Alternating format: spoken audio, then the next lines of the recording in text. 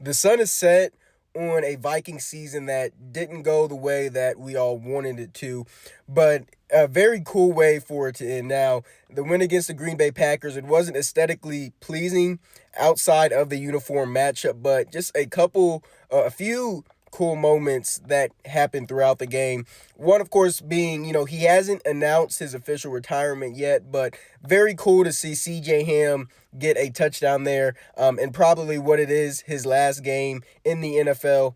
Harrison Smith for the second week in a row getting a huge ovation there. Longest tenured Viking on the team, been there since 2012 as well. And then you also had a couple cool moments from Dallas Turner in there. Justin Jefferson going over 1,000 yards, hitting that mark once again, which was awesome as well. So just a few good moments in the season finale, and really the vibes were at an all-time low for this Vikings team after they lost to Green Bay and Seattle. I was there in Lambeau Field, and then having to watch that Seattle game a week later, seeing probably two of the worst quarterback games in franchise history. And this team was 4-8, but for them to win five straight games and then get to 9-8 and exceed their projected win total of 8.5 projected wins there, it's just awesome and builds momentum going in to the offseason because, like I said, the vibes for this team was at an all-time low. And for them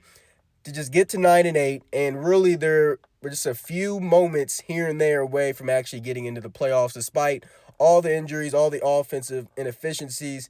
I think it's real good for this team going forward. Now they are going to have to make a lot of decisions. The salary cap situation right now, it's going to have to be worked out in a way for them to get under the cap and then also go out and address needs that they need in the off season. But that's going to be very fun to discuss throughout these next few months and just seeing how this team is going to look in 2026. So I'm really excited to see how they go about navigating the challenges that they have. But as for the day, they beat the Green Bay Packers and somehow they finish in the NFC North 3-3. And like I said, again, a 9-8 record. So I think it's just pretty cool of how they have played and fought, especially at times where they absolutely had nothing to play for. So Vikings beat the Packers. The Packers avoided a shutout there at the end, which I thought was pretty funny with a last second field goal, but all fun there.